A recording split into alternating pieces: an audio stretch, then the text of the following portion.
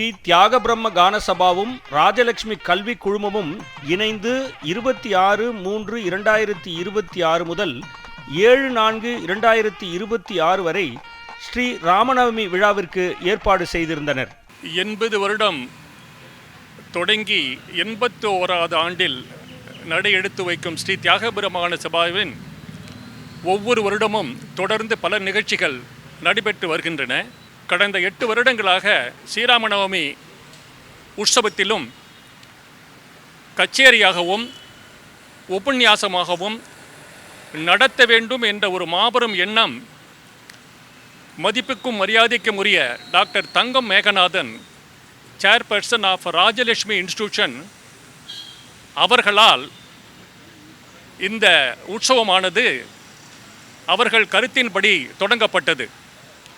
தொடர்ந்து ஒவ்வொரு வருடமும் முதல் 3 நாட்கள் இசை நிகழ்ச்சியாகவும் அடுத்த 9 நாட்கள் உபன்யாசமாகவும் சிறப்பாக நடைபெற்று வருகின்றது. இந்த ஸ்ரீராமநவமி உற்சவம் வெறும் உபன்யாசமாகவும் இருக்கக்கூடாது என்ற ஒரு எண்ணத்தில் டாக்டர் தங்கம் மேகநாதன் அவர்கள் ஒவ்வொரு வருடமும் உபன்யாசத்தில் தனி முத்திரை பதித்த உபன்யாசக்காரருக்கு விருது வழங்க வேண்டும் என்ற ஒரு எண்ணம் அவர்களால் உருவாக்கப்பட்டது. அதுபோன்று ஒவ்வொரு வருடமும் ஒரு உபன்யாசக்காரரை தேர்ந்தெடுத்து அவர்களுக்கு பிரவச்சன சுதாவாணி என்ற விருதும் மற்றும் கேஷ் அவார்டும் வழங்கப்பட்டு வருகின்றது. அது தவிர முக்கியமாக இந்த வருடம் என்னவென்றால், அதே டாக்டர் தங்கம் மேகநாதன் அவர்கள் என்னிடம் கூறியது என்னவென்றால், தனி முத்திரை பதித்த மூத்த உபன்யாசக்காரர்களுக்கு விருது கொடுக்கிறோம். தற்போது இளைஞர்கள் வளர்ந்து வரும் கலைஞர்கள் நிறையாக இருக்கின்றார்கள். அவர்களையும் ஊக்குவிப்பதற்காக ஒரு விருது வழங்க வேண்டும் என்று அவர்களது கருத்தை சொன்னார்கள். அவர்களின் கருத்தின்படி இந்த வருடம் முதல் அந்த வளரும் கலைஞர்களுக்கும் ஒரு விருது வழங்கப்பட உள்ளது. அன்பர்கள் அனைவருக்கும் என்னுடைய பணிவான வணக்கம். நான் MA வெங்கடகிருஷ்ணன், சென்னை பல்கலைக்கழகத்தினுடைய வைணவத்துறையினுடைய மேனாள் துறை தலைவர், பேராசிரியர் பேசுகிறேன். தியாக பிரம்ம கான சபாவினுடைய சார்பிலே, அதாவது சென்னையில் அமைந்திருக்கக்கூடிய வாணிமகால் தியாக பிரம்ம கான சபாவினுடைய சார்பிலே ஒவ்வொரு வருடமும் ஒரு சொற்பொழிவாளருக்கு ஒரு விருது கொடுக்கப்படுகிறது. அதாவது பிரவச்சன சுதா வாணி என்கிற ஒரு தலைப்பிலே ஒவ்வொரு வருடம் ஒரு சொற்பொழிவாளருக்கு கொடுக்கப்படுகிறது. இந்த வருடம் அந்த பிரவச்சன சுதா வாணி என்கிற விருதானது கொடுப்பதற்காக என்னை தேர்ந்தெடுத்திருக்கிறார்கள். அதற்கு என்னுடைய மற்றற்ற மகிழ்ச்சியை தெரிவித்துக் கொள்கிறேன். இது போன்ற விருதுகளெல்லாம் இன்னும் மேலும் மேலும் சிறப்பாக பணியாற்ற வேண்டும் என்று நம்மை ஊக்கப்படுத்துவதற்காக கொடுக்கப்படுகிற விருதாக நாம் கொள்ள வேண்டுமே தவிர, இப்படிப்பட்ட விருதுகளை பெறுவதற்கு நமக்கு தகுதி உண்டா இல்லையா என்று கூட நாம் ஆலோசிக்க வேண்டியதில்லை.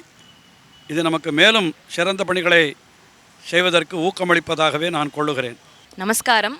நான் வர்ஷா புவனேஸ்வரி, ஹரிகதா கலைஞர், தஞ்சாவூர் கமலாமூர்த்தி அவர்களுடைய மாணவி. இந்த ஆண்டு தியாக பிரம்ம கான சபா இந்த பிரவச்சனம், இந்த ஹரிகதை கலையில் இளைஞர்களை ஊக்குவிக்கிற விதமாகவும் அங்கீகரிக்கிற விதமாகவும் ஒரு விருதை அறிமுகப்படுத்தி பிரவச்சன யுவாவாணி அப்படிங்கிற விருதை முதல் விருதாளராக வாங்கிறதுக்கு என்னை தேர்ந்தெடுத்திருக்கா. எத்தனையோ மகான்கள் ஏறி உபன்யாசம் பண்ணின இந்த மேடையில் என்னுடைய குரு கமலாமூர்த்தி மாமி பிரவச்சன சுதாவாணி வாங்கின இந்த இடத்துல பிரவச்சன யுவாவாணி அப்படிங்கிற விருதை நான் வாங்கிறதுல ரொம்ப மகிழ்ச்சி. குத்துவிளக்கு ஏற்றி இவ்விழாவை துவக்கி வைத்த சிறப்பு விருந்தினர்கள் ஸ்ரீ தியாக பிரம்ம கானசபாவின் சார்பாக கௌரவிக்கப்பட்டனர்.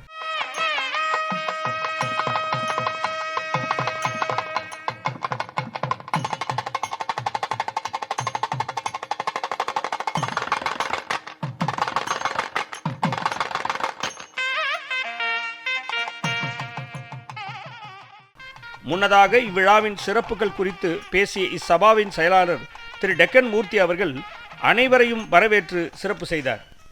இன்றைய விழாவிற்கு வருகை புரிந்து விருதுகளை வழங்க எங்களது வேண்டுகோளை ஏற்று வருகை புரிந்திருக்கும் டாக்டர் தங்கம் மேகநாதன் அவர்களை தியாக பிரம்ம கான சபையில் இருகரம் கூப்பி வருக வருக என வரவேற்கின்றேன். விருது பெறும் கலைஞர்களை வரவேற்று மேலும் பல விருதுகள் பெற வேண்டும் என்று ராமபிரான மனமாற வேண்டிக் கொள்கின்றேன்.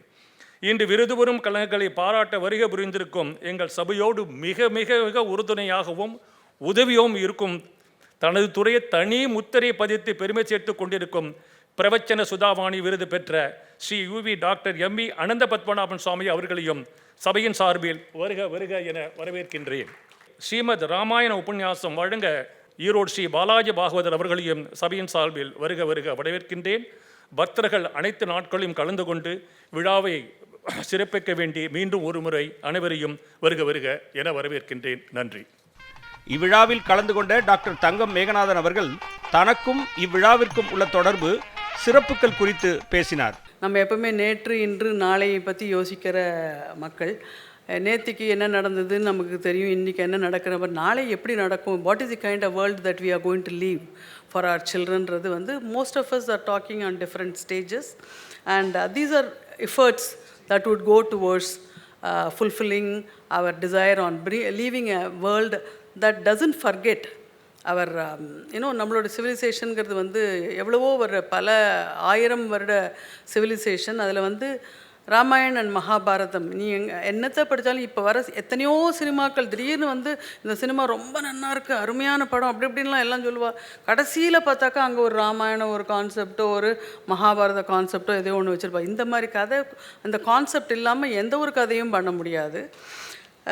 So we are still our country and our people are very much based on certain values in life. Like Ramayanam போது தந்தை சொல் மிக்க மந்திரம் இல்லைன்றதான் முதல்ல வருது நமக்கு.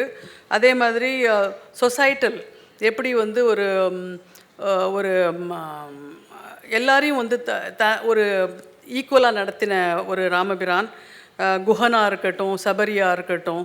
ஸோ இன்றைக்கி எத்தனையோ பேர் என்னென்னலாமோ சொல்லலாம். பட் இருந்தாலும் நம்ம வந்து இது ஒரு வாழ்ந்து காட்டின சரித்திரம். ராமாயணமாக இருக்கட்டும் மகாபாரதமாக இருக்கட்டும். Always people say Ramayana is about how a man should be and Mahabharat brings in man who invariably will be kind of a thing. And so we கற்பாரே ராமபிரான் அன்றி கற்பார் எவரோன்றது ரொம்ப உண்மையான வாக்கியம். நம்ம வந்து இன்னைக்கு உலகம் இருக்கிற நிலைமை, the way how things are going, how people are after material wealth, the countries are after acquiring land, amassing material wealth and not bothered about what is happening to humanity. அந்த நடுவில் இந்தியா இன்றைக்கி வந்து ஒரு பெரிய பாராட்டுக்குரிய நாடாக திகழ்கிறதுனா ஒரு வெறும் அந்த மெட்டீரியல் ஆங்கிள்லேயே யோசிக்காமல் ஒரு ஹியூமனிடேரியன் கன்சிடரேஷன்ஸோடு நினச்சி பார்க்குற ஒரு நாட்டில் வாழறோன்றது ஒரு பெருமைக்குரிய ஒரு விஷயமாக இருக்குது. Hopefully India comes out very successful during these tough periods. என்னுடைய வாழ்த்துக்கள். Thank you very much for accepting this. Thank you very much.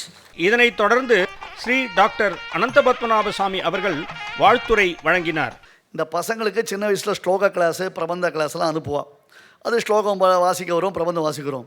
இந்த 8ஆம் கிளாஸு 9ஆம் கிளாஸ் வந்துடுத்துனா அப்பா அம்மா 2 பேரும் கையில் வேப்பலையும் தீச்சட்டி எடுத்துப்போம். ஐயோ பப்ளிக் எக்ஸாம், ஐயோ பப்ளிக் எக்ஸாம், ஐயோ பப்ளிக் எக்ஸாம்னாலாம் அத்தோடு முடிஞ்சு போச்சு. அதுக்கு அந்த ஜெயஸ்ரீ சுதர்சனா கூட மறந்து போய்டும்.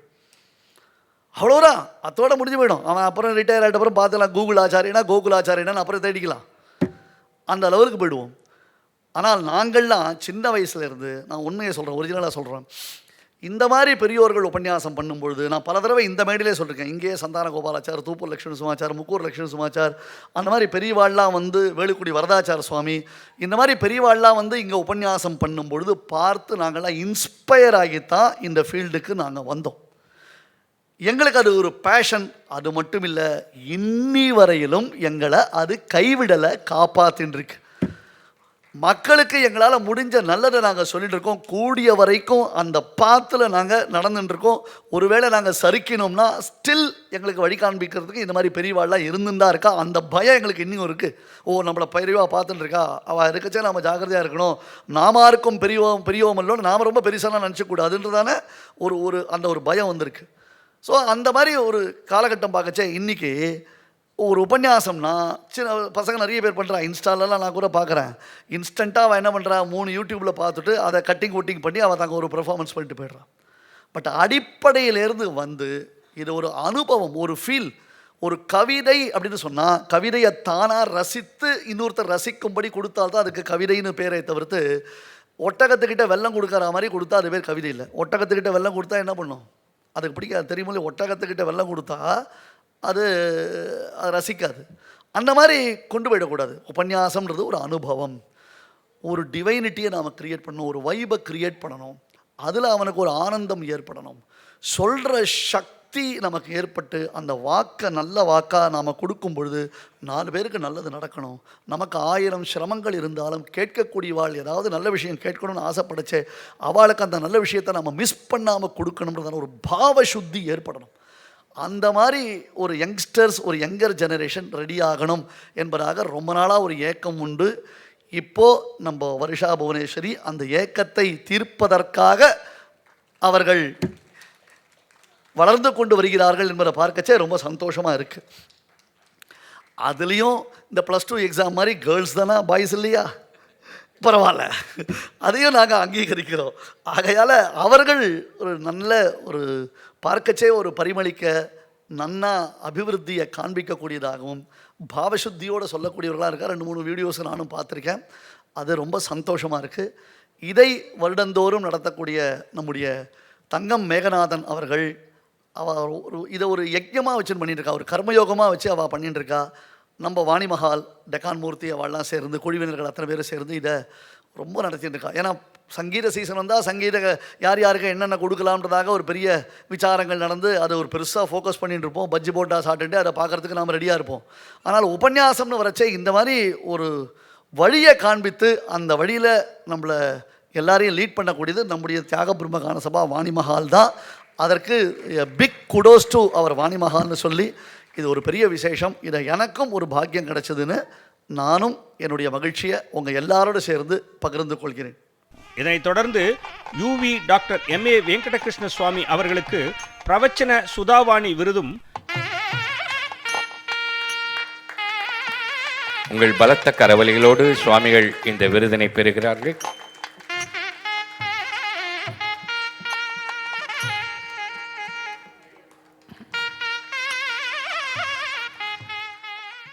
இந்த தியாக பிரம்ம கான சபையினுடைய சார்பிலே ராஜலட்சுமி கல்வி நிறுவனங்களினுடைய ஒரு தூண்டுதனாலே, அதாவது அவர்கள் ஸ்பான்சர் செய்து அதனால் இங்கே ஒரு விருது பிரவச்சன சுதா வாணி என்ற தலைப்பிலே ஒரு விருது அடியனுக்கு இங்கே வழங்க பெற்றிருக்கிறது. எங்கள் ஸ்ரீ வைஷ்ணவ சம்பிரதாயத்தில் எம்பார்னு ஒரு ஆச்சாரியர், அவருக்கு தான் இப்போ 1000வது ஆண்டு விழா நடந்தது. இப்போ சமீபத்தில் தான் அவருக்கு நடந்தது. அவர் ஸ்ரீ ராமானுஜருடைய சிஷ்யர். ஒரு காலத்தில் அவர் வழி தவறி போயிருந்த பொழுது அவரை ராமானுஜர் தான் திருத்தி மறுபடியும் ஸ்ரீ வைஷ்ணவ சம்பிரதாயத்துக்கு கொண்டு வந்து அவரை ரொம்ப விசேஷமாக ஆக்கினார் என்று அந்த எம்பாருக்கு நிறைய பெருமையெல்லாம் சொல்கிறார். அப்படிப்பட்ட எம்பார் என்கிற ஆச்சாரியரை ஒரு சமயம் அவருடைய சிஷ்யர்கள், அவருக்குன்னு சில பேர் கூட இருப்பாள் இல்லையோ, அவளெல்லாம் சேர்ந்து நீ ரொம்ப பெரியவர், உமக்கு அவ்வளோ விஷயம் தெரியும், உம்மை போல் ஞானி யாரும் கிடையாது, அப்படி இப்படின்னு எல்லாரும் கொண்டாடினாலும். உடனே அந்த எம்பார் வந்து ஆமாம் ஆமான்னு தலையாட்டினார். இவர் ஆமாம் நான் விசேஷம்தான், நீங்கள் சொல்கிறதெல்லாம் சரிதான் அப்படின்னு தலையாட்டினார். உடனே கொண்டாடின வாழ்க்கை கொஞ்சம் வெறுப்பாக போயிடுது. என்னடா இது, நம்ம கொண்டாடினாக்கா ஐயோ எனக்கெல்லாம் அதெல்லாம் ஒன்றும் கிடையாது, என்னை போய் நீங்கள் ரொம்ப கொண்டாடுறீங்கன்னு கொஞ்சம் அந்த என்ன சொல்கிறது அவையடக்கத்துக்காகாவது கொஞ்சம் நைச்சானுசந்தானம்னு சொல்லுவோம், கொஞ்சம் அவையடக்கத்துக்காகவாவது எனக்கெல்லாம் அதெல்லாம் ஒன்றும் கிடையாதுன்னு ஒரு பணிவாக ஒரு வார்த்தை சொல்லணுமா? நீங்கள் சொன்னது அத்தனையும் எனக்கு உண்டு, எனக்கு எல்லா தகுதியும் உண்டுன்னு அவரே சொல்லிட்டாருன்னா அது மற்றவா சொல்லலாம், அவர் சொல்லலாமோ அப்படின்னு சொல்லிட்டு எல்லாரும் போய் ராமானுஜரிடத்துலேயே போய் புகார் பண்ணினாலும். இன்னும் எம்பாருக்கு இவ்வளோ ஈகோ இருக்குது, அகங்காரம், அவரை நாங்கள் கொண்டாடினா அவர் வந்து எனக்கு கிடையாதுன்னு சொல்ல வேண்டியிருக்கு. ஆமாம், எனக்கு எல்லாம் உண்டுன்ற மாதிரி அவர் நடந்து கொண்டார். இதெல்லாம் எனக்கு தகும்னு சொன்னார் அப்படின்னு சொன்னாராம். உடனே ராமானுஜர் என்ன பண்ணினார், எம்பாரியே வரவழைச்சு, என்ன இவாள் என்னமோ புகார் பண்ணுறாளே, என்ன விஷயம் அப்படின்னு கேட்டாராம். ஒன்றும் இல்லை, இவா என்னை கொண்டாடினா எனக்கு தகும்னு சொன்னேன்னு. தகும்னு நாமே சொல்லிக்கலாமா அப்படின்னு கேட்டாராம். அப்போ எம்பார் சொன்னாராம், நான் எங்கோ வழி தவறி போயிருந்தேனே, அந்த காலத்தில் வந்தா இந்த வார்த்தையை சொன்னான். இப்போ உம்மாலே நான் திருத்தி பணிகொள்ளப்பட்டு ஒரு பொருளாக இருக்கிற பொழுது, பொருளல்லாத என்னை தேவரீர் தான் என்னை பொருளாக ஆக்கி இருக்கிறது. அப்படி இருக்கிற இந்த இடத்துல இவர்கள் வந்து என்னை கொண்டாடினால்னு சொன்னால் அத்தனை பெரிய உமக்குத்தான் சேருமே தவிர எனக்கா சேரும். இப்போ என்னை கொண்டாடுகிற பொழுது எனக்கு இதெல்லாம் இல்லைன்னு நான் சொன்னேன்னா உம்முடைய பெருமைக்கு அது இழுக்குன்னு சொன்னார். ராமானுஜருடைய பெருமைக்கு இழுக்கு. ராமானுஜர் தன்னுடைய சிஷ்யனை பிறர் கொண்டாடும்படி ஆக்கவில்லை என்றுன்னா மற்றவர்கள் நினைப்பா. அதனால் இப்போ இவர்கள் என்னை கொண்டாடினது எனக்கு உண்டான பெருமை இல்லை, அது என்னுடைய ஆச்சாரியனான உமக்கு உண்டான பெருமை. அதனால தான் இது தகும்னு ஒத்துண்டேனே தவிர என்னுடைய பெருமைன்னு நான் ஒப்புக்கொள்ளவில்லை என்று சொன்னாராம். அதையே அடியே நீங்கள் விண்ணப்பிக்கிறேன். உண்மையாக இப்படி கொடுத்த விருது தகும்னு நான் நினைக்கல. ஆனால் காஞ்சி பிரதிவாதிபேங்கர சுவாமியினுடைய ஒரு கட்டாட்சத்தாலே அவருக்கு போய் சேர வேண்டிய விருதுகளெல்லாம் எனக்கு வருதுன்னு நான் நினச்சிக்கிறேன். அவ்வளோதான். அவருக்கு தகும். இது ஒன்றுமில்லாது இருந்த என்னையும் கூட இப்படி ஒரு பெரிய அரங்கத்திலே நின்று இப்படி பேசும்படியாக ஆக்கினார் என்றால் அப்படிப்பட்ட அந்த சுவாமியினுடைய திருவடிகளுக்குத்தான் இதை நான் காணிக்கையாக்குகிறேனே தவிர இது வேறொன்று இல்லை. இதனைத் தொடர்ந்து குமாரி வர்ஷா புவனேஸ்வரி அவர்களுக்கு பிரவச்சன யுவாவாணி விருதும் வழங்கப்பட்டு கௌரவிக்கப்பட்டார்கள். ஆண்டோர்களும் சான்றோர்களும் நிறைந்த இந்த சபையில் இன்னைக்கு பிரவச்சன யுவாவாணி அப்படிங்கிற விருது அறிமுகமாகி அது வழங்கப்பட்டது. இது ஒரு விருதாக பார்க்குறத விட என்னுடைய கண்களுக்கு இந்த நான் எடுத்துகிட்டு இருக்கிற ஹரிக்கதைங்கிற இந்த கலையில் மென்மேலும் சிறந்து விளங்கணும்னு பெரியவாள்லாம் சேர்ந்து கொடுக்குற ஒரு ஆசீர்வாதமாக நான் அதை எடுத்துக்கிறேன். ஏன்னா எத்தனையோ மகான்கள், எத்தனையோ பெரியவா இந்த மேடையில் ஏறி உபன்யாசம் பண்ணியிருக்கா. அடியேனுடைய குரு கலைமாமணி தஞ்சாவூர் கமலாமூர்த்தி மாமி இதே மேடையில் பிரவச்சன சுதாவாணி விருது வாங்கியிருக்கா. அங்கே நின்றுண்டு இந்த வருஷம் இந்த துறையில் பிரகாசிக்க நினைக்கிற இளைஞர்களை ஊக்குவிக்கிற விதமாக, அவளை அங்கீகரிக்கிற விதமாக அறிமுகப்படுத்தப்பட்டு அதில் முதல் விருதாளராக அடியேன் தேர்ந்தெடுக்கப்பட்டது வந்து நிச்சயமாக என்னுடைய குருநாதாளுடைய பரிபூர்ண அனுகிரகம் அப்படின்னு நான் திருடமாக நம்புகிறேன். முதற்கண் என்னுடைய குரு மறைந்த தஞ்சாவூர் கமலாமூர்த்தி மாமி அவளுக்கும், தற்போது பாகவதம், ராமாயணம், பகவத்பாதாளுடைய கிரந்தங்களெல்லாம் எனக்கு சொல்லி வச்சு வழிகாட்டக்கூடிய பிரம்மஸ்ரீ ஆங்கரை ரங்கசுவாமி தீட்சிதர் மாமா அவருக்கும், என்னுடைய இரு குருமார்களுக்கும் என்னுடைய அனந்த கோட்டி நமஸ்காரங்களை இங்கே தெரிவிச்சுண்டு, இந்த பாதையில் நான் பயணிக்கிறதுக்கு உறுதுணையாக பக்கபலமாக இருக்கக்கூடிய என்னுடைய பெற்றோர்களுக்கு என்னுடைய சாஷ்டாங்க நமஸ்காரங்களை தெரிவிச்சுண்டு, சபையில் இருக்கிற எல்லா பெரியவாளுக்கும் என்னுடைய சாஷ்டாங்க நமஸ்காரங்களை தெரிவிச்சுண்டு, இந்த விருதுக்கு என்னை தேர்ந்தெடுத்தமைக்கு என்னுடைய நன்றி கலந்த நமஸ்காரங்களை சொல்லிண்டு, சபையில் இருக்கிற பெரியவான்னு சொன்னேன், எல்லாரும் அபையில் எத்தனையோ பெரியவா என்னை வாழ்த்தணும்னு வந்திருக்கேள். நீங்கள் எல்லாரும் இந்த கலைத்துறையில், இந்த ஹரிக்கத்தையில் மென்மேலும் நான் சிறந்து விளங்கணும், இந்த விருதையும் அதுக்கான ஒரு அன்பான ஒரு நினைவூட்டலாக நான் எடுத்துட்டு இருக்கேன் அப்படிங்கிறத பணிவோடு இங்கே தெரிவிச்சுண்டு, எல்லா பெரிவாளும் நான் மென்மேலும் சிறக்கணும்னு என் ஆசீர்வாதம் பண்ணணும்னு பிரார்த்தனை பண்ணி நிறைவு செய்கிறேன். இதனைத் தொடர்ந்து விழாவின் ஒரு பகுதியாக ஈரோடு பாலாஜி பாகவதர் அவர்களின் ஸ்ரீமத் ராமாயணம் குறித்த சிறப்பு சொற்பொழிவு நடைபெற்றது. இப்போ நான் ஒரு காரியம் பண்ணுறேன்னா அந்த காரியத்தை எதை கொண்டு பண்ணுவேன்னா, எனக்கு இருக்கிற இன்டெலெக்டை கொண்டு, எனக்கு இருக்கிற விஷயங்களை நான் எப்படி கிரகிச்சுன்னு இருக்கேனோ அதை கொண்டு அந்த காரியத்தை எப்படி பண்ணுவேனோ, அதை போல பகவானுடைய திவ்ய ஞானம், அதை கொண்டு பகவான் இந்த பிரபஞ்சத்தை பண்ணுறான். இன்ஜினியர் ஏதோ ஒரு வீடு கட்டுறார் அப்படின்னா அவரோட நாலேஜை வச்சுண்டு, ஒரு டாக்டர் சர்ஜரி பண்ணுறாருன்னா அது அவரோட நாலேஜை வச்சுண்டு, ஒருத்தர் ரொம்ப நல்லா ஆலாபனை பண்ணுறாருன்னா அவருக்கு இருக்கக்கூடிய ராக கிராமர் நாலேஜை வச்சுண்டு இல்லையா, அதாவது அவாகிட்டக்க இருந்து எப்படி வெளிப்படுறதோ அதை போல் பகவான் கிட்டக்க இருந்து இந்த பிரபஞ்சம் வெளிப்பட்டிருக்கு. இந்த பிரபஞ்சத்தில் எது எது எப்படி இருக்கணும், எது எது எப்படி இருக்கணும் அப்படிங்கிறதுக்கு பகவானை தனக்குத்தானே போட்டுன்னு இருக்கிற ஒரு பிளான் தான் வேதம்னு பேர். அதில் தான் சர்வ தர்மங்களும் இருக்குது. இப்போ சூரியன்னா எப்படி இருக்கணும், சந்திரன்னா எப்படி இருக்கணும், நட்சத்திரங்கள்லாம் எப்படி இருக்கணும், தேவாள்லாம் எப்படி இருக்கணும், மனுஷாள்னா எப்படி இருக்கணும், பிரம்மானா அவர் எப்படி இருக்கணும், லோகங்களுடைய அமைப்புனா எப்படி இருக்கணும், பாபம்னா என்ன, புண்ணியம்னா என்ன, கர்மானா என்ன, ஜென்மானா என்ன, இது அத்தனைக்கும் டெஃபினிஷன் எங்கே இருக்குன்னா வேதத்தில் தான் இருக்கு. அதுபடி தான் நடக்கிறது, லோகம் அதுபடி தான் நடக்கிறது இல்லையா? நம்ம பார்த்தோமானால் வேதத்திலேயே பீஷாஸ்மாத் வாதப் பவதே பீஷாதேதி சூர்யா, வேதம் அழகாக சொல்லிட்டு போகிறது, அவனுக்கு கட்டுப்பட்டு காற்று வீசுறது, அவனுக்கு கட்டுப்பட்டு சூரியன் பிரகாசிக்கிறது, அவனுக்கு கட்டுப்பட்டு சமுத்திரம் ஒரு எல்லை தாண்டாமல் இருக்கு, மிருத்யு கூட அவனுக்கு கட்டுப்பட்டு தான் ஒருத்தர்கிட்டக்க போகிறது அப்படின்னு வேதம் சொல்கிறது. மிருத்யுர்தாவதி பஞ்சம இதி அப்படின்னு வேதம் சொல்கிறது. மிருத்யு கூட சுதந்திரமாக ஒருத்தங்கிட்ட போயிட முடியாது. நான் இவனை போய் கபலீகரம் பண்ணுறேன், இவனுடைய ஆயுளை இப்போ நான் போய் முடிச்சு விட்றேன் அப்படின்னு மிருத்யு தானே சுதந்திரமாக போய் ஒரு காரியம் பண்ணிவிட முடியாது.